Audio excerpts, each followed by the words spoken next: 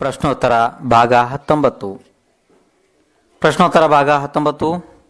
ಪ್ರಶ್ನೋತ್ತರವನ್ನು ನೀವು ಇವತ್ತು 19ನೇ ದಿವಸದಲ್ಲಿ ಕೇಳ್ತಾ ಇದ್ದೀರಾ.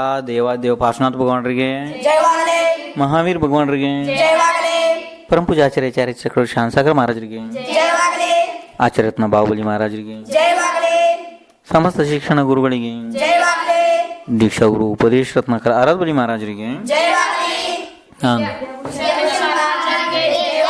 ಇನ್ನು ನೋಡಿ ಇಲ್ಲಿ ಇನ್ನು ಆ ಪ್ರಶ್ನೆಗಳನ್ನು ಕೇಳ್ತಾ ಹೋಗ್ರಿ. ಈಗ ನೋಡಿ, ಈಗ ಮುಂದಿನ ಪ್ರಶ್ನೆ ಕೇಳ್ರಪ್ಪ ಸ್ವಲ್ಪ ಬೇಗಾಗಿ. ಮಹಾರಾಜ್ರೆ, ಈಗ ಯಾವ್ಯಾವ ನೈವೇದ್ಯಗಳನ್ರಿ ಭಗವಾನ್ಗಳಿಗೆ ಅರ್ಪಿಸ್ಬೇಕ್ರಿ? ಹಾಂ ಆಯ್ತಪ್ಪ, ಇರಲಿ. ನೋಡಿ, ನೈವೇದ್ಯಗಳು ಅಂದ್ಕೂಳೆ ಭಾಳ ವಿಷಯ ಬರ್ತಾವಲ್ಲ. ಈಗ ನಾನು ಯಾವ್ದು ಅಂತ ಹೇಳಿ ನೈವೇದ್ಯ ಅಂದ್ಕೂಳೆ ಏನು ಬರ್ತು ಗೊತ್ತಾ? ಈಗ ನೋಡ್ರಿ, ಇರಲಿ ಬರಲಿ ಎಲ್ಲ ಇಲ್ಲಪ್ಪ, ಇರಲಿ ಬರಲಿ, ಯಾರು ಬರಲಿ ಹಾಂ ಬರಲಿ, ಇಲ್ಲಿ ಕೂತ್ಕೊಳ್ರಿ, ಅಲ್ಲೆಲ್ಲ ಕೂತ್ಕೊಳ್ರಿ. ಎಷ್ಟು ಜನ ಬರ್ತಾರೆ ಎಲ್ಲ ಒಂದು ಸೈಡಿಗೆ ಕೂರಿಸ್ರಿ. ಇವತ್ತು ಜಾಸ್ತಿ ಜನ ಬಂದಿದ್ದಾರೆ, ಹಾಗಾಗಿ ಆ ಕಡೆ ಎಷ್ಟು ಜನ ಬರ್ತಾರೆ ಎಲ್ಲ ಕೂರಿಸ್ರಿ. ಇಲ್ಲಿ ಕೂರ್ಲಿ, ಕೂರ್ರಿ ಅಪ್ಪ, ಅಲ್ಲೇ ಹೋಗ್ರಿ. ನಾನು ಕೂರಿಸ್ರಿ, ಅಲ್ಲಿ ಹೋಗ್ರಿ ಫಸ್ಟಿಗೆ. ಹಾಂ ಬರಲಿ. ಕೂತ್ಕೊಳ್ರಿ ಮಕ್ಕಳಲ್ಲಿ, ಹೋಗ್ರಿ ಅಲ್ಲಿ. ಹಾಂ ಹೋಗ್ತೀರಿ ಏನು ಮನೆಗೆ? ಈಗ ಹೊರಟ್ರಿ? ಹಾಂ, ಇನ್ನು ಪ್ರಶ್ನೆ ಕೇಳಿದ್ರು. ಪ್ರಶ್ನೆ ಏನು ಕೇಳಿದ್ರಪ್ಪ ಇವರು? ಹಾಂ ಗೊತ್ತಾಯ್ತು. ಅದೇ ಅಂದರೆ ಯಾವ್ಯಾವ ನೈವೇದ್ಯವನ್ನು ಭಗವಂತರಿಗೆ ಇರಿಸ್ಬೇಕು. ಅವ್ರು ಟೀಚರ್ ಕೂಡ ಬಂದ್ರಲ್ಲ, ಸಾಕು. ಹಾಂ ಆಯ್ತಾಯ್ತು. ಇನ್ನು ಕೇಳಿ. ಹಾಂ ಹೊಂಟಿದ್ದಾರೆ ಅವರು. ಇರಲಿ ಬಿಡಿ. ಹಿಂಗೆ ಕೇಳ್ರಿ. ಇಲ್ಲಿ ನೈವೇದ್ಯಗಳು ಯಾವ್ಯಾವ್ದು ಏರಿಸ್ಬೇಕು ಅಂತ ಇವ್ರು ಕೇಳಿದ್ರು ಪ್ರಶ್ನೆ. ನೈವೇದ್ಯ ಅಂದ ತಕ್ಷಣ ಏನಾಗುತ್ತೆ ಗೊತ್ತಾ? ಇಲ್ಲಿ ಕೇಳ್ರಿ. ದಿಗಂಬರ ಮುನಿಗಳಿಗೆ ಆಹಾರಕ್ಕೆ ಬಂದಾಗ ಏನು ನೀವು ಶುದ್ಧ ಆಹಾರ ಮಾಡಿ ಹಾಕ್ತಿರಲ್ಲ, ಆ ಎಲ್ಲ ನೈವೇದ್ಯಗಳನ್ನು ಕೂಡ ನೀವು ಭಗವಾನರಿಗೆ ಕ್ಷುಧಾರೋಗ ನಿವಾರಣೆ ನೈವೇದ್ಯಂ ನಿರೂಪಾಮಿತ ಸ್ವಾಹ ಅಂತೇಳಿ ಹಾಕ್ಬೋದು. ಸಾಮಾನ್ಯವಾಗಿ ಈಗ ನೋಡಿ, ನೈವೇದ್ಯಗಳು ಅಂದ್ಕೊಳ್ಳೆ ಅನ್ನ ಜಾಸ್ತಿ ನಿಮಗೆ ಆ ಕಡೆ ಮಂಗಳೂರು ಕಡೆ, ಇಲ್ಲ ತಮಿಳ್ನಾಡು ಕಡೆ, ಮೂಡುಬಿದ್ರಿ ಈ ಕಡೆ ಹೋದರೆ ಎಲ್ಲನೂ ಅನ್ನನೇ ಬೇಯಿಸಿ ತಂದಿರ್ತಾರೆ ನೈವೇದ್ಯಕ್ಕೆ. ನೈವೇದ್ಯದಲ್ಲಿ ಅನ್ನ, ರೊಟ್ಟಿ, ದೋಸೆಗಳು, ಉಪ್ಪಿಟ್ಟು, ಜಿಲೇಬಿ, ಬೂಂದಿ ಲಾಡು, ರವೆ ಲಾಡು, ಹೋಳಿಗೆ, ಕಡಲೆ ಹಿಟ್ಟಿನ ಲಾಡು, ಮತ್ತಿನ್ನು ಇದು ಉತ್ತುತ್ತೆ ಅಂತಾರಲ್ಲ ಕಾರಿಕ, ಅದ್ರ ಲಾಡು, ಕಡುಬುಗಳು, ಬಾಟಿ ಅಂತಾರೆ ಆ ಕಡೆ ಎಲ್ಲ, ಇದು ಯಾವ ರಾಜಸ್ಥಾನ ಕಡೆ ಬಾಟಿ, ಪೂರಿ, ಚಪಾತಿ, ಅವಲಕ್ಕಿ, ಮಂಡಕ್ಕಿ, ಹರಳು ಅಂದರೆ ಹಳ್ಳು ಅಂತಾರಲ್ಲ ಅದು, ಇನ್ನು ಎಳ್ಳುಂಡೆಗಳು, ಚಕ್ಕುಲಿಗಳು, ಹಾಲಿನ ಪೇಡ, ಈ ಕಡೆ ಬಾಸುಂಡಿ ಅದು ಇದೆಲ್ಲ ಅಂತಾರಲ್ಲ, ದೂಧ ಪೇಡ, ಬಾಸುಂಡಿ ಇದೆಲ್ಲ ಅಂತಾರಲ್ಲ, ಅದು ಅಂದರೆ ಹಾಲಿನಿಂದ ಮಾಡ್ತಾರದು, ಹಲ್ವಾ, ರಸಗುಲ್ಲ, ಗುಲಾಬ್ ಜಾಮೂನ್, ಅದು ಏನೇನು ನೀವು ಶುದ್ಧವಾಗಿ ಮಾಡ್ತೀರಿ ನೋಡ್ರಿ ಅಲ್ಲನಾ. ಇನ್ನು ನೈವೇದ್ಯಗಳು ಕೂಡ ಸಾಕಷ್ಟು ವಿಷಯ ಬರ್ತಾವೆ ನೋಡಿ. ಅವು ಯಾವುದು ಶುದ್ಧ ಇರಬೇಕಷ್ಟೇ, ಮರ್ಯಾದಿತವಾಗಿ ಮಸ್ತು ಮಾಡಬೇಕು. ರಾತ್ರಿಯಲ್ಲಿ ಮಾಡಬಾರ್ದು. ರಾತ್ರಿಯಲ್ಲಿ ಮಾಡಿದ್ದು ಅಂದರೆ ದಿನದಲ್ಲಿ ಮಾಡಿದ ವಸ್ತುಗಳನ್ನ ರಾತ್ರಿಯಲ್ಲಿ ತಿನ್ನೋದಕ್ಕಾಗಲ್ಲ. ರಾತ್ರಿಯಲ್ಲಿ ಮಾಡಿ ರಾತ್ರಿಯಲ್ಲಿ ತಿನ್ನೋಕ್ಕಾಗಲ್ಲ, ಮತ್ತು ರಾತ್ರಿಯಲ್ಲಿ ಮಾಡಿರೋ ವಸ್ತುವನ್ನು ದಿನದಲ್ಲಿ ತಿನ್ನೋಕ್ಕಾಗಲ್ಲ. ಆ ರೀತಿ ಮೂರು ವಸ್ತು ಏನು, ದಿನದಲ್ಲಿ ಮಾಡಿರೋ ವಸ್ತುವನ್ನು ರಾತ್ರಿ ತಿನ್ನೋದಕ್ಕೆ ಬರೋಲ್ಲ, ರಾತ್ರಿಯಲ್ಲಿ ಯಾವ್ದಾದ್ರು ಒಂದು ವಸ್ತುವನ್ನು ಮಾಡಿ ರಾತ್ರಿ ತಿನ್ನೋದಕ್ಕೆ ಬರೋಲ್ಲ, ಮತ್ತು ಇದು ಎರಡನೇ ವಸ್ತು. ಮೂರನೇ ವಸ್ತು ಏನು, ರಾತ್ರಿಯಲ್ಲಿ ಯಾವ್ದಾದ್ರು ವಸ್ತು ಮಾಡಿದ್ದಾನೆ ಮತ್ತು ದಿನದಲ್ಲಿ ತಿನ್ನೋದಕ್ಕೆ ಬರೋಲ್ಲ. ಆ ರೀತಿ ಅದು ಭಗವಾನರಿಗೆ ಕೂಡ ಆ ರೀತಿ ವಸ್ತುಗಳನ್ನ ಎರ್ಸೋದಕ್ಕೆ ಬರೋಲ್ಲ. ಶುದ್ಧವಾಗಿ ಬೇಕಾಗುತ್ತೆ, ಎಲ್ಲ ಪ್ರಾಸುಕವಾಗಿ ಶುದ್ಧ ದ್ರವ್ಯಗಳು ಬೇಕಾಗುತ್ತೆ. ಅಂದರೆ ಈ ಶುದ್ಧ ದ್ರವ್ಯ ಅಂದರೆ ಹೆಂಗೆ ಅಂದರೆ, ನಿಮಗೀಗೆಲ್ಲ ಮುನಿಗಳಿಗೆಲ್ಲ ಆಹಾರ ಚೌಕ ಮಾಡಿ ಎಲ್ಲ ಗೊತ್ತಿದೆ, ಭಾಳಷ್ಟು ನಿಮ್ಗೆ ಅದರಲ್ಲಿ ಅನುಭವ ಇದೆ, ಸಾಕಷ್ಟು ಮಾಡ್ತಾ ಇದ್ದೀರಾ. ಆ ರೀತಿ ಶುದ್ಧ ದ್ರವ್ಯಗಳು ಬೇಕಪ್ಪ, ಅಷ್ಟೇ, ಬಾಕಿದೇನಿಲ್ಲ ಅಂತ ಎಲ್ಲ ರೀತಿ ನೈವೇದ್ಯಗಳನ್ನ ಭಗವಂತರಿಗೆ ಏರಿಸ್ಬೇಕು. ಏನೇನು ಕೇಳ್ತಾರ ಅಲ್ಲಿ ಕೇಳಿ. ಮಹಾರಾಜ್ರೆ, ನೀವು ಇಷ್ಟೆಲ್ಲ ನೈವೇದ್ಯ ಹೇಳ್ರಿ, ಆದ್ರೆ ಎಲ್ಲಾ ಕಡೆ ಕೊಬ್ಬರಿ ಪೀಸ್ ಅಷ್ಟ ನೈವೇದ್ಯ ಏರ್ಸ್ತಾರಲ್ರಿ. ಹಾಂ ಆಯ್ತಾಯ್ತು. ಇವ್ರು ನೋಡಿದಾರೆ ನೋಡ್ರಿ. ನೋಡಿ ಇವ್ರು ಏನಂತಾರೆ ಅಂದರೆ, ಇವ್ರನ್ನ ಮತ್ತೆ ಅದನ್ನೇ ಮಾಡಾರಲ್ಲ. ಇವರು ಏನ್ಗ ಹೇಳ್ತಿದ್ದಾರೆ ಅದನ್ನೇ ಮಾಡಾರಲ್ಲ. ಇವ್ರು ಏನು ಹೇಳ್ತಿದ್ದಾರೆ ಅಂದರೆ, ಎಲ್ಲ ನಾವು ಇಷ್ಟೆಲ್ಲ ನೈವೇದ್ಯ ಹೇಳ್ದವಲ್ಲ, ನೈವೇದ್ಯ ಎಲ್ಲಿ ಕಣ್ಣಿಗೆ ಕಾಣಕ್ಕೆ ಸಿಕ್ಕಲ್ಲ, ಎಲ್ಲ ಖಾಲಿ ಕೊಬ್ಬರಿ ಪೀಸನ್ನು ಏರಿಸ್ತಾರಂತೆ. ಏನು ಮಾಡೋದು ಇನ್ನು ನೋಡ್ರಿ ಹೆಂಗೈತೆ ಅಂದರೆ, ಯಥಾ ರಾಜ ತಥಾ ಪ್ರಜಾ. ಅದೇ ರೀತಿ ನಿಮಗೆ ಯಥಾ ಭಾವ ನಿಮ್ಮದು, ಅದೇ ರೀತಿ ಯಥಾ ಫಲ ನಿಮಗೆ. ಹೆಂಗೆ ಯಥಾ ರಾಜ ಯಥಾ ಭಾವ ನಿಮ್ಮ ತಥಾ ಫಲ. ಹೆಂಗೆ ನೀವು ಭಾವನೆಗಳನ್ನ ಮಾಡ್ತೀರಾ ಅದೇ ರೀತಿ ಫಲಗಳು ಸಿಗಾವಿದಾವೆ ನಿಮಗೆ. ನಾನು ಅದಕ್ಕೆ ಪದೇ ಪದೇ ನಿಮ್ಗೆ ಉದಾಹರಣೆ ಹೇಳ್ತೀನಿ. ಶ್ರವಣ ಬೆಳಗೊಳದಲ್ಲಿ ನೋಡ್ರಿ ಎಷ್ಟು ದೊಡ್ಡ ಮಹಾ ಅಭಿಷೇಕ ಆಗುತ್ತೆ. ಆದ್ದರಿಂದ ಅಲ್ಲಿ ಲಕ್ಷಾಂತರ ಜನಗಳು ಕೋಟ್ಯಾಂತರ ರೂಪಾಯಿ ಖರ್ಚು ಮಾಡಿರ್ತಾರೆ.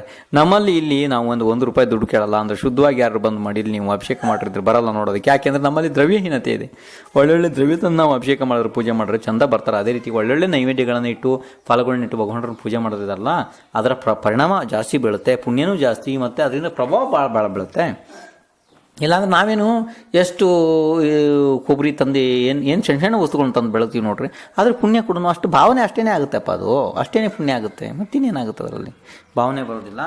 ಇರಲಿ, ಅದೇನು ಗೊತ್ತಾ, ನೈವೇದ್ಯ ಯಾಕೆ ಅಕಸ್ಮಾತ್ ನಿಮ್ಮಲ್ಲಿ ಇಲ್ಲ, ಬೇರೆ ಯಾವುದೋ ಅನಿವಾರ್ಯ ವಸ್ತು ಏನೂ ಇಲ್ಲ ಅಂತಂದಲ್ಲಿ ಏರ್ಸಿ ನಾ ಬೇಡನಲ್ಲ. ಬಟ್ ಅದು ನೈವೇದ್ಯದಲ್ಲಿ ಎಲ್ಲೆಲ್ಲ ರಸಗಳು ಬೇಕು, ರಸಗಳು ಬೇಕು ನೈವೇದ್ಯ ಇರಲಪ್ಪ. ಇನ್ನು ಮುಂದೆ ನೋಡೋಣ, ಇರಲಿ ಆ ಪ್ರಶ್ನೆಗಳು.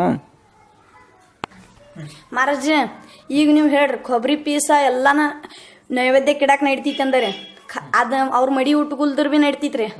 ಆದ್ರ ರೀ ಒಬ್ಬರೊಬ್ಬರು ಈ ಕಡೆ ಹುಳುಕೆಲ್ಲ ಆಗಿದ್ದು ಕೊಬ್ಬರಿ ಪೀಸ್ ಇರ್ತಾರಲ್ಲ ರೀ, ಅವ ನಡಿತೈತೇನಿಲ್ರಿ? ಇಲ್ಲಪ್ಪ, ಹಂಗೇನಿಲ್ಲ ನೋಡ್ರಿ. ಇನ್ನೊಂದು ಏನಾಗುತ್ತೆ ಅಂದ್ರೆ ಕೇಳಿ, ಈಗ ಇಲ್ಲಿ ದ್ರವ್ಯಗಳು ನಿಮ್ಮಲ್ಲಿ ಯಾವ ರೀತಿ ಇರ್ತಾವ ಆ ರೀತಿ ಎಸೋದಕ್ಕೆ ಹೇಳಿದ್ದಾರೆ.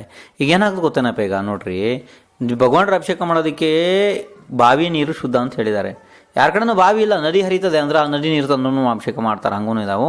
ನದಿಲಿ ಏನಾಗುತ್ತೆ, ಎಲ್ಲ ಸಾಕಷ್ಟು ಕಪ್ಪೆ, ಮೊಸಳೆ, ಮೀನು ಎಲ್ಲ ಇರ್ತವೆ. ಹಾಗೆಲ್ಲ ನಿಮ್ಮಲ್ಲಿ ಯಾವುದು ಎಷ್ಟರ ಮಟ್ಟಿಗೆ ಶುದ್ಧ ಸಿಗುತ್ತೆ ನೋಡ್ರಿ, ಅದು ಆ ಥರ. ಈಗ ನಿಮ್ಮಲ್ಲಿ ಮತ್ತು ಇನ್ನೊಂದು ಏನಾಗುತ್ತೆ ಅಂದರೆ ಬೂಸ್ಟ್ ಹಿಡ್ದವು ಅಂತಿಂಥದ್ದಾದವು, ಹುಳುಕ್ ಹಿಡ್ದವು ಅಂಥದ್ದೆಲ್ಲ ಭಗವಂತರಿಗೆ ಎರ್ಸೋದಕ್ಕೆ ಬರಲ್ಲ. ಎಷ್ಟಾಗುತ್ತೋ ನಿಮ್ಮಲ್ಲಿ ಅಷ್ಟನ್ನು ಶುದ್ಧ ದ್ರವ್ಯವನ್ನು ನೀವು ಏನು ಮಾಡಬೇಕು, ಅದನ್ನು ಭಗವಂತರಿಗೆ ಎರಿಸ್ಬೇಕು. ಈಗ ನಿಮ್ಮ ಮನೆಗೆ ಅಕಸ್ಮಾತ್ ಯಾರೋ ಒಂದು ನೆಂಟರು ಬಂದ್ರೆ ನೀವು ಅಂತಂದು ತಿನ್ನೋದು ಕೊಡ್ತೀರಾ? ಅದೇ ರೀತಿ ಮತ್ತು ಭಗವಂತರಿಗೆ ಹೆಂಗೆ ಎರ್ಸಕ್ಕೆ ಬರ್ತಾವೆ ಆ ರೀತಿ. ಅದಕ್ಕೋಸ್ಕರ ಒಳ್ಳೊಳ್ಳೆ ದ್ರವ್ಯಗಳು ಬೇಕಪ್ಪ, ಬಾಕಿದೇನಿಲ್ಲ. ನೋಡಿ, ಅವ್ರು ಭಾಳ ದಿವಸದಿಂದ ಇರಲಿಲ್ಲ, ಎಲ್ಲಿಗೆ ಹೋಗಿದ್ದಾರೆ, ಈಗ ಬಂದ್ರು ನೋಡ್ರಿ. ಅವ್ರು ಪ್ರಶ್ನೆ ಕೇಳ್ತಾರೆ, ಕೇಳ್ರಿ. ಅದು ಏನು ಕೇಳ್ತಾರೆ ಕೇಳ್ರಿ. ಮಹಾರಾಜರೇ, ಭಗವಂತರ ಮುಂದೆ ದೀಪ ಹಚ್ಚಿರಿ, ಹುಳ್ಗೋ ಎಲ್ಲ ಬೀಸ್ ಸಾಯ್ತಾವಲ್ರಿ. ಅಂದ್ರೆ ನೀವು ಹೇಳೋದು ಹಿಂಸೆ ಆಗುತ್ತೆ ಅಂತೇಳಿ. ಹಾ ರೀ, ಹಿಂಸೆ ಆಗ್ತೈತ್ರಿ. ಏನು ನೋಡ್ರಪ್ಪ, ಈಗ ಕೇಳಿಲ್ಲಿ ಏನು ಮಾಡೋದ ನೋಡಿ. ಅಷ್ಟದ್ರವ್ಯಾರ್ಚನೆ ಒಳಗಡೆ ಒಂದು ದೀಪ ಇದೆ. ಮೋಹಾಂಧಕಾರ ವಿನಾಶನೇ ದೀಪಂ ನಿರೂಪಂಸು. ಅದಕ್ಕೆ ದೀಪನೇ ಬೇಕಪ್ಪ ನೋಡಿ. ಅದಕ್ಕೆ ಹುಳುಗಳು ಅಕಸ್ಮಾತ್ ಜಾಸ್ತಿ ಬರ್ತವೆ ಅಂತಂದರೆ ಅದರೊಳಗಡೆ ಒಂದು ಗ್ಲಾಸ್ ಇರೋದು, ಅದಕ್ಕೆ ಸ್ವಲ್ಪ ಪ್ಯಾಕಿಂಗ್ ಮಾಡೋದು. ಈಗ ಹಿಂದಿನ ಕಾಲದಲ್ಲೆಲ್ಲ ಲಾಟನೆಲ್ಲ ಬರ್ತಾಯಿದ್ದು ನೋಡ್ರಿ, ಅದು ಒಂದು ಸ್ವಲ್ಪ ತೂತ ಇರುತ್ತೆ ಅಷ್ಟೇ ಸೈಡ್ನಲ್ಲಿ. ಅದು ಆರೋದಿಲ್ಲ, ಗಾಳಿಗೂ ಆರೋದಿಲ್ಲ ಇನ್ನು. ಮತ್ತು ಅಂಥ ಪಕ್ಷದಲ್ಲಿ ನೀವೇನು ಮಾಡೋದು, ಒಂದು ಸ್ವಲ್ಪ ದೊಡ್ಡ ಪಾತ್ರ ತಗೊಂಡು ಆ ದೊಡ್ಡ ಪಾತ್ರದೊಳಗಡೆ ಸಣ್ಣ ದೀಪವನ್ನು ಇಡಬೇಕು. ಅವಾಗೇನಾಗುತ್ತೆ, ಅದು ಗಾಳಿಗೆ ಆರೋದು ಇಲ್ಲ, ಅಷ್ಟು ಹುಳುಗಳು ಬಿದ್ದು ಸಾಯೋದು ಇಲ್ಲ. ಇನ್ನೊಂದು ವಿಷಯ ಏನಂದರೆ, ನೀವು ಅಷ್ಟದ್ರವ್ಯಾರ್ಚನೆಯಲ್ಲಿ ಏನು ಮಾಡ್ತಿರಲ್ಲ ಆ ಸಮಯದಲ್ಲಿ ಪ್ರಮಾದ ರಹಿತರಾಗಿ ಸ್ವಲ್ಪ ನೋಡ್ಕೊಂಡು ಮಾಡೋದು. ಮತ್ತು ಎಣ್ಣೆ ಕಡಿಮೆ ಹಾಕ್ಕೊಂಡು ಬರೋದು, ಎಣ್ಣೆ ತುಪ್ಪ ಎಲ್ಲನೂ ಕಡಿಮೆ ಹಾಕ್ಕೊಂಡು ಬರೋದು. ನೀವು ಯಾಕೆ ಅಷ್ಟೆಲ್ಲ ಎಣ್ಣೆ ತುಪ್ಪ ಎಲ್ಲ ಹಾಕಿ ಅದನ್ನು ತಗೊಂಬಂದು ಇಟ್ಟು ನೀವು ಅಷ್ಟದ್ರವ್ಯಾರ್ಚನೆ ಆದಮೇಲೂ ಕೂಡ ಆ ದೀಪಗಳನ್ನ ಅಲ್ಲೇ ಬೇರೆ ದೀಪಗಳಿಗೆ ತುಪ್ಪ ಎಲ್ಲ ಸುರಿದು ನೀವು ಹೋದರೆ ಅವು ಉರಿತಿರ್ತವೆ, ಅಲ್ಲಿ ಬಂದು ಹುಳುಗಳು ಬಿದ್ದು ಸಾಯ್ತವೆ. ಅದು ನಿಮ್ಮದು ತಪ್ಪಿದೆ, ಅದನ್ನು ನಾವು ಮಾನಿಸ್ತೇವೆ, ಅದು ನಿಮ್ಮ ತಪ್ಪಿದೆ. ಅದು ಯಾಕೆ ಬೇಕು ನಿಮ್ಗೆ ಅಷ್ಟೆಲ್ಲ? ನೀವು ಅಷ್ಟದ್ರವ್ಯಾರ್ಚನೆ ಮಾಡೋತ್ತೇಳಿ ಎಷ್ಟು ಹುಳುಗಳು ಬಂದು ಸಾಯ್ತಾವೆ? ಒಂದು 10 ನಿಮಿಷಕ್ಕೆ ಅಂದ್ರೆ ನೀವು ಅಷ್ಟದ್ರವ್ಯಾರ್ಚನೆ ಮಾಡಿ ಹೋಗ್ತೀರಿ, ಅಷ್ಟೊತ್ತಿಗೆ ಎಲ್ಲಿ ಹುಳುಗಳು ಬರ್ತಾವೆ? ಇದೆಲ್ಲ ಹಂಗಲ್ಲಪ್ಪ. ಯಾವುದು ಪ್ರಮಾದ ಬಿಟ್ಟು ವಿವೇಕದಿಂದ ಮಾಡಬೇಕಿದನ್ನು. ನೀವು ಹಾಗೆ ದೀಪಗಳನ್ನ ಬಿಟ್ಟು ಒಂದೊಂದು ಲೀಟ್ರ್ ಎಣ್ಣೆ ಹಾಕಿ ಹೋದ್ರೆ ಅವು ಸಾಯವೆಲ್ಲ ಬರ್ತವೆ, ರಾತ್ರಿ ಹಿಂಸೆ ಆಗುತ್ತೆ. ಅದು ಸತ್ಯ ಇದೆ, ನಾವು ಮಾನಿಸ್ತೀವಿ, ಆ ಥರ ಏನಿಲ್ಲ. ನೀವು ಏನು ಕೆಲಸ ಮಾಡ್ತೀರಿ ನೋಡಿ, ಸ್ವಲ್ಪ ವಿವೇಕದಿಂದ ಮಾಡಬೇಕಾ ಬೇಡ? ನಿಮ್ಗೆ ಎಷ್ಟು ಅಷ್ಟದ್ರವ್ಯಾರ್ಚನೆಗೆ ಬೇಕೋ ಅಷ್ಟು ತಗೊಬರ್ರಿ, ಮತ್ತು ನಿಮ್ಮ ದೀಪಗಳನ್ನ ನೀವು ತೊಗೊಂಡೋಗ್ರಿ. ಇಲ್ಲಿ ಯಾಕೆ ಇಡ್ತೀರಾ ಬಸ್ತಿ ಒಳಗಡೆ? ಅರ್ಥ ಆಯಿತು? ಆದರೆ ಅಷ್ಟದ್ರವ್ಯಾರ್ಚನೆಗೆ ದೀಪನೇ ಬೇಕಪ್ಪ. ಅದು ಯಾಕೆ ಮೋಹಾಂಧಕಾರ ವಿನಾಶನೇ ದೀಪ ನಿರೂಪಂಸ. ಅದಕ್ಕೆ ಬೇರೆ ವಸ್ತುಗಳನ್ನು ಉಪಯೋಗ ಮಾಡ್ರೆ ನಡೆಯಲ್ಲ. ಗೊತ್ತಾಯ್ತದ?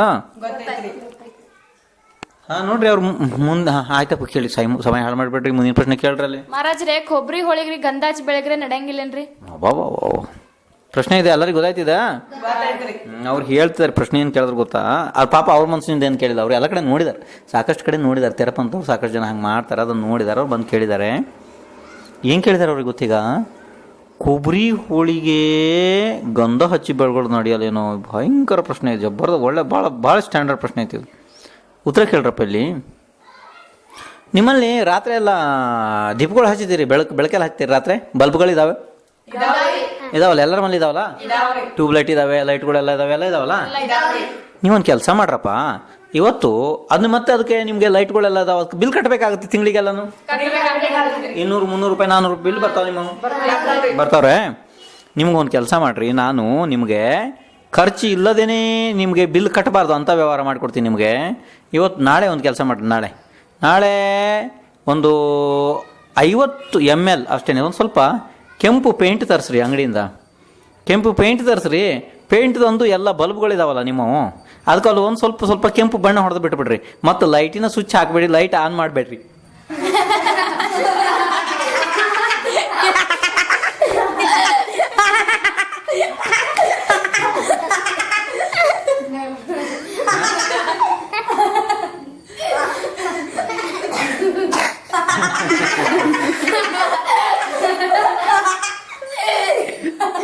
ಹಿಂಗೆಲ್ಲಪ್ಪ ಸುಮ್ಮನೆ ಸುಳ್ಳು ಐತಿದೆಲ್ಲನ, ಎಲ್ಲ ಸುಳ್ಳು, ಎಲ್ಲ ಕಣ್ಕಟ್ಟು ಮಾಯಾಚಾರ ಐತಿ.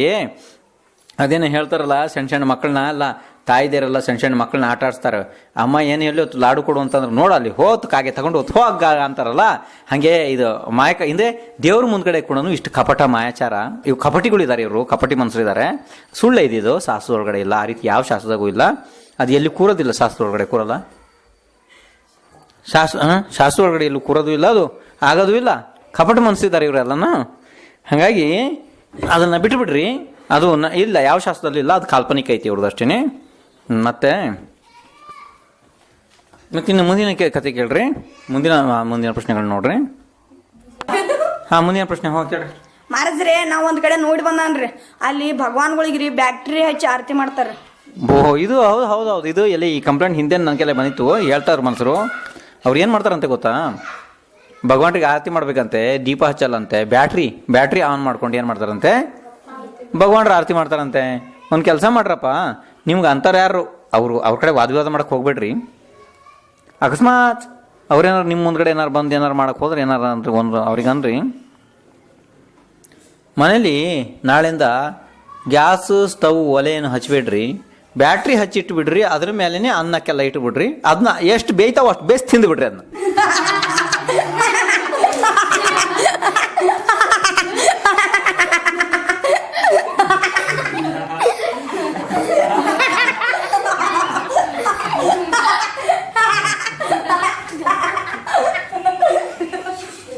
ಆಯಿತು, ಇದು ಭಾಳ ಕಷ್ಟದ ವ್ಯವಹಾರ ಇದೆಯಪ್ಪ, ಭಾಳ ಕಷ್ಟದ ವ್ಯವಹಾರ ಇದೆ.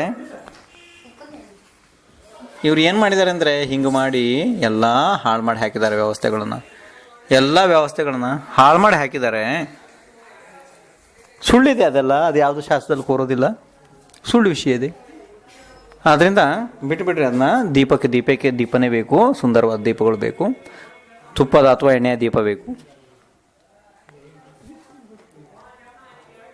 ನೋಡ ಇನ್ನು ಮುಂದೆ ಚೋಗ್ಲೆ ಸಾವುಕಾರ ಎಲ್ಲಿಂದ ಬಂದ್ಯಾರ ನೋಡ್ರಿ, ಅವ್ರ ಮೈಕ್ ಹಿಡಿದು ನಿಂತ್ಯಾರ. ಈಗ ಏನೋ ಇತ್ತು, ದೊಡ್ಡ ಪ್ರಶ್ನೆನೇ ಇದೆ. ಇನ್ನು ಏನು ಕೇಳ್ತಾ ಚೋಗ್ಲೆ ಫಲಗಳು ಏರ್ಸೋದ್ರಲ್ಲಿ ಹಿಂಸೆ ಆಗುತ್ತಂತೆ, ಅದಕ್ಕೆ ನಮಗೆ ಹೇಳಿದ್ದಾರೆ ಖಾಲಿ ಬಾದಾಮ್ ಬೀಜ ಏರ್ಸಬೇಕಂತೆ. ಇವ್ ಗೊತ್ತಾಯ್ತು, ಇವ್ರು ಏನು ಹೇಳಿದ್ರು ಗೊತ್ತಾಯ್ತು. ಈಗ ಅದು ಫಲಗಳನ್ನ ಏರ್ಸೋದ್ರಿಂದ ಹಿಂಸೆ ಆಗುತ್ತಂತೆ, ಖಾಲಿ ಬಾದಾಮ್ ಬೀಜ ಏರ್ಸೋದು ಸಾಕಂತೆ. ನೋಡ್ರಿ ಇಲ್ಲಿ ಇವ್ರು ಏನು ಮಾಡಿದಾರೆ ಗೊತ್ತಾ, ಪ್ರಶ್ನೆ ಒಳಗಡೆ ಸಾಕಷ್ಟು ರಹಸ್ಯಗಳನ್ನ ಇಟ್ಟಿದ್ದಾರೆ. ಯಾಕೆಂದ್ರೆ ಏನು ಕೇಳಿದ್ರೆ ಅವ್ರೀಗ ಫಲಗಳನ್ನು ಏರ್ಸೋದ್ರಿಂದ ಹಿಂಸೆ ಆಗುತ್ತಂತೆ, ಖಾಲಿ ಬಾದಾಮ್ ಬೀಜವನ್ನು ಏರ್ಸ್ಬೇಕಂತೆ. ನೋಡಿ, ಬೀಜ ಅಂತ ಹೇಳಿದಾರಲ್ಲಿ, ಅದನ್ನ ಫಲ ಅಂತ ಹೇಳಿಲ್ಲ. ಭಾಳ ಒಳ್ಳೆ ಕೆಲಸ ಹೇಳಿದಾರಲ್ಲಿ. ಏನು ಗೊತ್ತಾ, ಆ್ಯಕ್ಚುಲಿ ಅವ್ರು ಹೇಳಿದ್ದು ಸರಿ ಇದೆ, ಅವ್ರು ಏನು ಹೇಳ್ತಾರೆ ಪಾಪ ಅವ್ರಿಗೆ ಗೊತ್ತಿಲ್ಲ. ಆ್ಯಕ್ಚುಲಿ ಅದು ಏನಾಗುತ್ತೆ ಗೊತ್ತಾ, ಅದು ಬೀಜದ ಒಳಗಡೆ ಬರುತ್ತದು, ಬೀಜಗಳು ಬರ್ತಾವಲ್ಲ, ಬೀಜದ ಒಳಗಡೆ ಬರೋದು. ಇಲ್ಲಿ ನಾವು ಫಲಗಳು ಯಾವ್ದಕ್ಕಂತೀವಿ ಗೊತ್ತಾ, ಒಳ್ಳೊಳ್ಳೆ ಸುಂದರವಾದ ಫಲಗಳು ಬೇಕು ನಮಗೆ, ಅಂದರೆ ಒಳಗಡೆ ರಸಭರಿತ ಫಲಗಳು ಬೇಕು. ಆ ರೀತಿ ಒಳಗಡೆ ರಸಭರಿತವಾಗಿ ರಸ ತುಂಬಿರಬೇಕದು, ಆ ರೀತಿ ಡ್ರೈ ಫ್ರೂಟ್ಸ್ ಅಲ್ಲ. ಆದರೆ ಶಾಸ್ತ್ರದ ಒಳಗಡೆ ಭಾಳ ಒಳ್ಳೆ ಫಲಗಳನ್ನ ಏರ್ಸೋದಕ್ಕೆ ಹೇಳಿದ್ದಾರೆ. ಅದರಿಂದ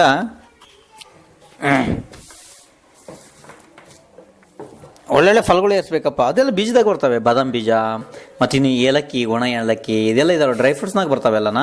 ಮತ್ತು ಇನ್ನೊಂದು ದೊಡ್ಡ ಸಮಸ್ಯೆ ಏನಾಗುತ್ತೆ ಗೊತ್ತಾ, ಇವ್ರು ಹಂಗೆ ಮಾಡಿ ಹಿಂಸೆ ಆಗುತ್ತೆ ಅಂತ ಹೇಳಿ ಲವಂಗ ಏರ್ಸ್ತಾರೆ, ಮತ್ತು ಈ ಒಣ ಕೊಬ್ಬರಿ ಏರ್ಸ್ತಾರೆ, ಮತ್ತು ಬಾದಾಮ್ ಬೀಜಗಳನ್ನ ಏರ್ಸ್ತಾರೆ, ಮತ್ತು ಒಣ ದ್ರಾಕ್ಷಿಗಳನ್ನ ಏರ್ಸ್ತಾರೆ. ಇದರೆಲ್ಲ ಎಫೆಕ್ಟ್ ಏನಾಗುತ್ತೆ ಗೊತ್ತಾ ನಿಮಗೆ, ಈಗ ನಿಮ್ಗೆ ಗೊತ್ತಿಲ್ಲ. ಅದ್ರ ಫಲಿತಾಂಶ ಏನಾಗುತ್ತೆ ಅಂದರೆ, ಅದನ್ನು ಈ ಪಂಡಿತ ವರ್ಗದವ್ರು ತಗೊಂಡೋಗಿ ಆ ನಿರ್ಮಾಲ್ಯವನ್ನು ಮತ್ತೆ ವಾಪಸ್ ಅಂಗಡಿಗೆ ಕೊಡ್ತಾರೆ. ಆ ನಿರ್ಮಾಲ್ಯವೇ ಮತ್ತೆ ನಿಮಗೆ ಭಗವಾನರಿಗೆ ಬೆಳಗೋದಕ್ಕೆ ವಾಪಸ್ ಬರ್ತದೆ. ಅಷ್ಟು ದೊಡ್ಡ ಪ್ರಾಬ್ಲಮ್ ಮಾಡಿ ಹಾಕಿದ್ದಾರೆ ಇವ್ರಿಗೆ ಗೊತ್ತಾಗ್ತಾ ಇಲ್ಲ. ನಿಜವಾಗಿಯೂ ಅಲ್ಲಿ ಭಗವಾನರು ಹೇಳಿರೋ ಶಾಸ್ತ್ರದಲ್ಲಿ ಏನಂದ್ರೆ, ಪೂರ್ವಾಚಾರ್ಯ ಹೇಳಿರೋ ಫಲಗಳು ಅಂದರೆ ಏನಾಗುತ್ತೆ, ಬಾಳೆಹಣ್ಣು ಇರಲಿ, ಆ್ಯಪಲ್ ಇರಲಿ, ಅದನ್ನೆಲ್ಲ ಅವು ತಗೊಂಡೋಗಿ ವಾಪಸ್ ಕೊಡೋದಕ್ಕಾಗಲ್ಲ, ಮತ್ತು ಅವು ವಾಪಸ್ ಬರೋದು ಕೂಡ ಇಲ್ಲ. ಅರ್ಥ ಆಯ್ತು ನಿಮಗೆ? ಹೀಗೆ ಶಾಸ್ತ್ರ ನಿಜವಾಗೂ ಶಾಸ್ತ್ರ ಭಾಳ ಸುಂದರವಾಗಿದೆ. ಆದರೆ ಇವರು ಈ ಅಜ್ಞಾನಿ ಈ ಪಂಥವಾದಿ ಮನುಷ್ಯರು ನಮ್ಮ ಭಾಳ ಶಾಸ್ತ್ರದ ಮೇಲೆ ಹೊಡ್ತಾ ಕೊಟ್ಟಿದ್ದಾರೆ. ಏನು ಮಾಡೋದಕ್ಕಾಗಲ್ಲ, ಇದು ಪಾಪದ ಕಾಲ ಇದೆ, ಇದು ಹಿಂಗೇನೆ ನಡೆಯೋದೇನು. ಹಾಂ, ಮುಂದಿನ ಕೇಳ್ರಿ. ಹಾಂ ಭಗವಾನ್ರಿ ಮಹಾರಾಜ್ರಿ, ಭಗವಾನ್ರಿ ಯಾವ ಫಲ ಎರ್ಸಕ್ ಬರ್ತೀರಿ ಮಹಾರಾಜಿ? ಹಾಂ ಇವ್ರೇನು ಕೇಳ್ತಾರೆ ಅಂದ್ರೆ ಈಗ ಭಗವಾನ್ರಿಗೆ ಯಾವ್ಯಾವ ಫಲಗಳನ್ನ ಎರ್ಸಕ್ಕೆ ಬರುತ್ತೆ ನೋಡ್ರಿ. ಈಗ ಸಾಮಾನ್ಯವಾಗಿ ಮುನಿಗಳಿಗೆ ನೀವು ಆಹಾರದಾನದಲ್ಲಿ ಯಾವ್ಯಾವ ಫಲಗಳನ್ನು ಕೊಡ್ತೀರಿ ಅಂದರೆ ಸಾಕಷ್ಟು ಫಲಗಳನ್ನು ಜ್ಯೂಸ್ ತೆಗಿತೀರಿ, ಸಾಕಷ್ಟು ಫಲಗಳನ್ನ ಹಾಗೆ ತಿನ್ನೋದಕ್ಕೆ ಕೊಡ್ತೀರಿ. ಆ ಎಲ್ಲ ಫಲಗಳನ್ನು ಭಗವಂತರಿಗೆ ಏರ್ಸೋದಕ್ಕೆ ಬರ್ತಾವೆ. ಅದರೊಳಗಡೆ ಮುಖ್ಯವಾಗಿ ನಿಮ್ಮ ಅಂದರೆ ತೆಂಗಿನಕಾಯಿ, ಸೇಬು ಅಂದರೆ ಆ್ಯಪಲ್ ಅಂತಿರಲ್ಲ ಅದು, ದಾಳಿಂಬೆ, ಕಿತ್ತಳೆ ಹಣ್ಣುಗಳು, ಹಲಸಿನ ಹಣ್ಣು, ಮೂಸಂಬಿ, ಅನಾನಸ್, ಪಪ್ಪಾಯಿ, ಚಿಕ್ಕು, ಬಾಳೆಹಣ್ಣು, ಚಕೋತ, ದ್ರಾಕ್ಷಿ, ಸೀತಾಫಲ, ರಾಮಫಲ, ಪೇರಳೆಕಾಯಿ, ಗೇರುಹಣ್ಣು, ಅಡಿಕೆ ಹಣ್ಣಿನ ಗೊಂಚಿಲು ಅಂದರೆ ಅಡಿಕೆ ಹಣ್ಣಾಗಿರುತ್ತಲ್ಲ ಆವಾಗ, ಆದಿ ಇನ್ನೂ ಅನೇಕ ಫಲಗಳು ಬರ್ತಾವು. ಎಲ್ಲ ಫಲಗಳು ಅಂದರೆ ದಿಗಂಬರ ಮುನಿರಾಜಿಗೆ ಏನು ಆಹಾರ ಕೊಡೋದಕ್ಕೆ ಸಾಧ್ಯತೆ ಅಂಥ ಫಲಗಳು ಏನಿದಾವೆ ನೋಡ್ರಿ, ಅಂದರೆ ಶುದ್ಧವಾಗಿ ಅಂಥ ಎಲ್ಲ ಫಲಗಳನ್ನು ಭಗವಾನ್ರಿಗೆ ನೀವು ಏರ್ಸಕ್ಕೆ ಬರುತ್ತೆ. ಅದರಲ್ಲಿ ಏನು ಸಮಸ್ಯೆ ಇಲ್ಲ. ಇನ್ನು ಸಾಕಷ್ಟು ಫಲಗಳಿದ್ದಾವೆ, ನನಗೀಗ ನೆನಪಾಗ್ತಿಲ್ಲ ಹೇಳೋದಕ್ಕೆ, ಆಮೇಲೆ ಶಾಸ್ತ್ರದಲ್ಲಿ ನೋಡಿ ಹೇಳ್ತೀನಿ ಬೇಕಾರೆ. ಹಾಂ ಏನು ಕೇಳಿ ಮಹಾರಾಜರ ಹಲಸಿನ ಹಣ್ಣು ಎರ್ಸಕ್ ಬರುತ್ತೆ. ಹಾಂ ಇವ್ರು ಏನು ಹೇಳಿದ್ರಪ್ಪ ಈಗ? ಮಹಾರಾಜರ ಹಲಸಿನ ಎರ್ಸಕ್ ಬರುತ್ತೆ ಏನ್ ಭಗವಾನ್? ಹಾಂ ಅವ್ರು ಕೇಳಿದ್ರು, ಕರೆಕ್ಟ್ ಸರಿಯಾಗಿ ಕೇಳಿದ್ದಾರೆ. ಅವ್ರು ಏನು ಹೇಳಿದ್ರು ಗೊತ್ತಾ, ಈಗ ನಾನು ಹೇಳ್ದಲ್ಲ ಎಲ್ಲ ಫಲಗಳ ಲಿಸ್ಟ್ ಹೇಳ್ದನಲ್ಲ, ಆ ಫಲಗಳ ಜೊತೆಗೆ ಒಂದು ಹಲಸಿನ ಹಣ್ಣಿನ ಹೆಸರು ಹೇಳಿದೆ ನಾನು, ಅದಕ್ಕೋಸ್ಕರ ಹೇಳ್ತಿದ್ದಾರೆ ಅವರು. ನೋಡ್ರಿ, ನಿಮಗೆ ಈ ಭಾಗದಲ್ಲಿ ಈ ವಿಷಯದಲ್ಲಿ ಅಷ್ಟು ಜ್ಞಾನ ಇಲ್ಲ, ಯಾಕೆಂದ್ರೆ ನೀವು ಈ ಭಾಗದಲ್ಲಿ ಹಲಸಿನ ಹಣ್ಣನ್ನು ಬೆಳೆಯೋದಿಲ್ಲ. ಈ ನಿಮ್ಮ ಕೊಲ್ಲಾಪುರ ಸಾಂಗ್ಲಿ ಭಾಗದಲ್ಲಿ ಅಥವಾ ಈ ಭಾಗದಲ್ಲಿ ರಾಯಬಾಗ್ ಭಾಗದಲ್ಲಿ, ಆದ್ದರಿಂದ ಈ ಪ್ರಶ್ನೆ ನಿಮಗೆ ಬರುತ್ತೆ, ತಿನ್ನೋದಿಲ್ಲ. ಆದ್ದರಿಂದ ಮಂಗಳೂರು ಕಡೆಗೆ, ಮಂಗಳೂರು, ಪಡುಬಿದ್ರಿ, ಮೂಡುಬಿದ್ರಿ, ಧರ್ಮಸ್ಥಳ ಆದಿ ಮುಖ್ಯ ಭಾಗಗಳಲ್ಲಿ ನೋಂಪಿ ಮಾಡಬೇಕಿದ್ರೆ ಅವರು ಹಲಸಿನ ಹಣ್ಣನ್ನೇ ಮುಖ್ಯವಾಗಿ ತರ್ತಾರೆ. ಮತ್ತು ನೈವೇದ್ಯ ಕೂಡ ಅದರಿಂದನೇ ಮಾಡ್ತಾರೆ. ಹಲಸಿನ ಹಣ್ಣು ಸರ್ವಶ್ರೇಷ್ಠ ಫಲ ಇದೆ, ಅದನ್ನು ತಿನ್ನೋದ್ರಲ್ಲಿ ಯಾವುದೇ ರೀತಿ ದೋಷ ಇಲ್ಲ. ಮುನಿಗಳು ಕೂಡ ಅಕಸ್ಮಾತ್ ಅದನ್ನು ಆಹಾರದಲ್ಲಿ ಸೇವನೆ ಮಾಡಿದ್ರೆ ಯಾವುದೇ ರೀತಿ ದೋಷ ಇಲ್ಲ. ಯಾಕೆಂದರೆ ಈ ಭಾಗದಲ್ಲಿ ನಿಮಗೆ ಅದ್ರ ತತ್ಸಂಬಂಧ ಜ್ಞಾನ ಇಲ್ಲ, ಆದ್ದರಿಂದ ಹಾಗಾಗಿದೆ. ನೀವು ಅಕಸ್ಮಾತ್ ನೀವೇನಾದ್ರು ಶಾಸ್ತ್ರ ಕೇಳ್ಬೋದು. ಶಾಸ್ತ್ರ ನನ್ನ ಕಡೆ 4-5 ಶಾಸ್ತ್ರದ ಪ್ರಕರಣ ಇದೆ. ಅದರಲ್ಲಿ ವರಂಗ ಚರಿತ್ರೆ, ಆಚಾರ್ಯ ಭಗವಾನ್ ಜಟಾಸಿಂಹಾನಂದಿ ಮಹಾರಾಜರು ಬರೆದಿರುವಂಥ ವರಂಗ ಚರಿತ್ರೆ ಒಂದು ಶಾಸ್ತ್ರದ, ಅದರಲ್ಲಿದೆ ಹಲಸಿನ ಹಣ್ಣು. ಮತ್ತು ಇನ್ನೊಂದು ಎಲ್ಲದಕ್ಕಿಂತ ಮಹತ್ವಪೂರ್ಣ ವಿಷಯ ಅಂದರೆ, ಈಗ ಏನು ಇವರು ಸಂತ ಶಿರೋಮಣಿ ಆಚಾರ್ಯ ವಿದ್ಯಾಸಾಗರ್ ಅಂತ ಅಂತಾರಲ್ಲ, ಅವರ ಶಿಕ್ಷಣ ಮತ್ತು ದೀಕ್ಷಾ ಗುರು ಅಂದರೆ ಆಚಾರ್ಯ ಭಗವಾನ್ ಜ್ಞಾನಸಾಗರ್ ಮಹಾರಾಜರು, ಅವರು ಸಾಕಷ್ಟು ಶಾಸ್ತ್ರಗಳನ್ನು ಬರೆದಿದ್ದಾರೆ. ಅದರಲ್ಲಿ ಒಂದು ಶಾಸ್ತ್ರ ಇದೆ, ಸುದರ್ಶನೋದಯ ಮಹಾಕಾವ್ಯ. ಆ ಸುದರ್ಶನೋದಯ ಮಹಾಕಾವ್ಯದ 5ನೇ ಸರ್ಗ ಪೇಜ್ ನಂಬರ್ 72-73ರಲ್ಲಿ ಸ್ಪಷ್ಟ ಬರೆದಿದ್ದಾರೆ ಅವರು. ಹಲಸಿನ ಹಣ್ಣು ಭಗವಾನ್ರಿಗೆ ಎರ್ಸೋದಕ್ಕೆ ಬರುತ್ತೆ. ಅಲ್ಲಿ ಫನಸ್ ಅಂತ ಬರ್ದಿದ್ದಾರೆ ಅವರು. ಫನಸ್ ಅಂದ್ರೆ ಅದು ಹಿಂದಿ ಒಳಗಡೆ ಫನಸ್ ಅಂತ ಹೇಳ್ತಾರೆ ಅದನ್ನು, ಹಲಸಿನ ಹಣ್ಣು. ನೋಡಿ, ಶಾಸ್ತ್ರದ ಒಳಗಡೆ ಹಲಸಿನ ಹಣ್ಣು ಭಗವಾನ್ರಿಗೆ ಎರ್ಸುವಂಥ ಪೂರಾ ಸಂಪೂರ್ಣ 100ಕ್ಕೆ 1 2 3 4 ಶಾಸ್ತ್ರದಲ್ಲಿ ನಾನು ನೋಡಿದ್ದೀನಿ ಅದನ್ನು. ಸಂಪೂರ್ಣ ಇದಿದೆ. ಅಂದರೆ ಹಲಸಿನ ಹಣ್ಣು ಕೂಡ ಶುದ್ಧ ವಸ್ತುವೇ ಇದೆ. ಯಾಕೆಂದರೆ ಈ ಭಾಗದಲ್ಲಿ ಈ ಮನುಷ್ಯರಿಗೆ ಅಂದರೆ ರಾಯಬಾಗ್ ಈ ಸರೌಂಡಿಂಗ್ ಏನಿದೆ ನೋಡ್ರಿ, ಈಗ ಈ ನಮ್ಮ ಘಟಪ್ರಭ ಇರಲಿ, ಈ ಕಡೆ ಈ ಭಾಗ ಏನಿದೆ ನೋಡ್ರಿ, ಈ ಭಾಗದಲ್ಲಿ ನಿಮಗೆ ಅದ್ರ ಬಗ್ಗೆ ಅಷ್ಟು ಜ್ಞಾನ ಇಲ್ಲ. ಆದ್ದರಿಂದ ಅದನ್ನು ನಿಷೇಧ ಮಾಡಿಬಿಟ್ರಿ. ನಿಮ್ಗೆ ಗೊತ್ತಿಲ್ಲ ಅಂದರೆ ನಿಷೇಧ ಮಾಡಿಬಿಟ್ರಿ. ಇನ್ನೊಂದು ಚಕೋತ ಅಂತ ಒಂದು ಫಲ ಬರುತ್ತೆ, ಅದು ಬಹಳ ಸುಂದರವಾದ ಫಲ. ಅದು ಚಕೋತ ಅಂತ ಇರುತ್ತೆ, ಭಾರಿ ಸುಂದರವಾದ ಫಲ. ಅದು ಜಾಸ್ತಿ ಕುದುರೆಮುಖ, ಸಂಸೆ, ಹೊರನಾಡ್, ಕಳಸ ಈ ಭಾಗದಲ್ಲಿ ಬಹಳ ಸಿಗುತ್ತದು. ಬಹಳ ಸುಂದರವಾದ ಫಲ. ಅದನ್ನು ಭಗವಂತರಿಗೆ ಏರಿಸಿದ್ರೆ ನೋಡೋದಕ್ಕೆ ಇಷ್ಟು ಚಂದ ಕಾಣುತ್ತದು ಚಕೋತ ಅಂತೇಳಿ. ಅದರಿಂದ ಇಂಥ ಫಲಗಳೆಲ್ಲ ನಿಮಗೆ ಗೊತ್ತಿರೋದಿಲ್ಲ. ಅದರಿಂದ ಅದನ್ನ ಯಾರು ಅಕಸ್ಮಾತ್ ಏರ್ಸಿದ್ರೆ ನೀವು ನಿಷೇಧ ಮಾಡಿಬಿಟ್ರಿ, ನಿಮಗೆ ಶಾಸ್ತ್ರ ಪ್ರಕರಣ ಗೊತ್ತಿಲ್ಲ. ಅದರಿಂದ ಮರ್ದಾಯ್ತು. ಹಾಂ ಹೇಳ್ರಿ, ಮುಂದಿನ ಏನು ಕೇಳ್ರಿ. ಮಾಡಿದ್ರೆ ಈಗ ಎಲ್ಲರೂ ಈ ಶ್ರಾವಕರು ಎಲ್ಲರೂ ಒಣ ದ್ರಾಕ್ಷಿ ಏರ್ಸ್ತಾರೆ, ಖರೆ ಅಂದ್ರೆ ಏರ್ಸೋದಿಲ್ರಿ. ಈ ಸತ ನನ್ನ ಮನ್ಸಲ್ಲಿ ಹೇಳಕನ್ರಿ, ನಾನ್ ನೋಡಿ ಬಂದನ್ರಿ ಇಲ್ಲೇ, ಅವಾಗ್ರಿ ಭಾಳ ಕೀಟನಾಶಕ ಕೊಲ್ತಾರ್ರಿ ಇಲ್ಲಿ, ಔಷಧಿ ಹೊಡೆದ್ರಿ. ಹಾಂ ಇವ್ರು ಏನು ಹೇಳ್ತಾರೆ ಕೇಳ್ರಿ. ಇವ್ರು ಏನಂದ್ರು, ಈ ಒಣ ದ್ರಾಕ್ಷಿ ಎಲ್ಲ ಇರ್ತಲ್ಲಪ್ಪ, ಅದನ್ನು ದಿನ ಎಲ್ಲನೂ ದ್ರಾಕ್ಷಿಗಳನ್ನ ಮುಳುಗಿಸಿ ಅದರಲ್ಲಿ ಔಷಧಿ ಒಳಗಡೆ, ಮತ್ತು ಆ ದ್ರಾಕ್ಷಿಗಳನ್ನ ಒಣಗಬೇಕಿದ್ರೂ ಕೂಡ ಮುಳುಗಿಸಿ, ಇದು ಔಷಧಿಯಲ್ಲಿ ಮುಳುಗಿಸಿನೇ ಎಲ್ಲ ನೇತಾಕಿರ್ತಾರೆ. ಅದರೊಳಗಡೆ ಅವೆಲ್ಲ ಒಣಗ್ತಾವು. ನೋಡಿದ್ರೆ ಎಲ್ಲ ಬಿಳಿ ಬಿಳಿ ಬಿಳಿ ಬಿಳಿ ಕಾಣ್ತಾವೆ. ಯಾಕೆಂದ್ರೆ ಹೊರಗಡೆ ತೊಳೆದ್ರೆ ಅದರಿಂದ ಸಾಕಷ್ಟು ಏನು ಔಷಧಿ ಹೊರಗಡೆ ಹೊರಡುತ್ತೆ. ಇದು ಈಗ ಪಾಪದ ಕಾಲ ಇದೆ, ಇನ್ನೇನು ಮಾಡೋದು, ಇದು ಅನಿವಾರ್ಯ ಇದೆ. ಅಕಸ್ಮಾತ್ ನೀವೇನಾರು ಇಂಥ ವಸ್ತುಗಳನ್ನ ಏರಿಸಬೇಕು, ನಿಮಗೆ ಬೇರೆ ದ್ರವ್ಯಗಳು ಇಲ್ಲ ಅಂತ ಪಕ್ಷದಲ್ಲಿ ನಾ ಹೇಳ್ಬೇಕು ಅಂದ್ರೆ ಈ ನಿಮಗೆ ಆ್ಯಪಲ್ ಇರಲಿ ಬಾಳೆಹಣ್ಣು ಇರಲಿ ಇಂಥದ್ದೆಲ್ಲ ಒಳ್ಳೊಳ್ಳೆ ವಸ್ತುಗಳನ್ನ ಏರಿಸ್ಬೇಕು. ಅಕಸ್ಮಾತ್ ನಿಮ್ಮಲ್ಲಿ ಇಲ್ಲ ಅಂತ ಪಕ್ಷದಲ್ಲಿ ಇದನ್ನೆಲ್ಲನೂ ಚಂದ ಒಂದು ಅರ್ಧ ಗಂಟೆ ಬಿಸಿ ನೀರಿನಲ್ಲಿ ನೆನೆಸಿಡ್ಬೇಕಾಗುತ್ತೆ. ಬಿಸಿ ನೀರಿನಲ್ಲಿ ನೆನೆಸಿಟ್ಟು ಮೇಲೆಲ್ಲ ತೊಳೆದು ಒಂದು 3-4 ಸತಿ ನೀರನ್ನು ತೆಗೆದು ಅಂಥ ಇದರಲ್ಲಿ ಏರಿಸಲೂಬಹುದು ಕೂಡ. ನಾನೇನು ಇಲ್ಲ ಅಂತ ಅನ್ನಲ್ಲ, ಆದ್ರೂ ಕೂಡ ಆ ಫಲಗಳೆಲ್ಲ ಭಗವಾನ್ರಿಗೆ ಸೂಕ್ತ ಅಲ್ಲ. ಇವ್ರು ಹೇಳ್ತಿರೋ ಸರಿ ಇದೆ, ಭಗವಾನ್ರಿಗೆ ಆ ಫಲಗಳೆಲ್ಲ ಸೂಕ್ತ ಅಲ್ಲ. ಈಗ ಒಳ್ಳೊಳ್ಳೆ ಫಲಗಳು ಏನು ಸಿಗ್ತವೆ ನಮಗೆ, ಎಲ್ಲದಕ್ಕಿಂತ ಮೊದಲು ಇಂಪಾರ್ಟೆಂಟ್ ಸಪೋಟ ಅಂದರೆ ಚಿಕ್ಕು ಅಂತಿರಲ್ಲ, ಇದಕ್ಕೆಲ್ಲ ಜಾಸ್ತಿ ಔಷಧಿಗಳನ್ನ ಉಪಯೋಗ ಮಾಡಲ್ಲ. ಇಂಥ ಫಲಗಳನ್ನೆಲ್ಲ ತಂದು ಭಗವಾನ್ರಿಗೆ ಏರಿಸ್ಬೇಕಪ್ಪ.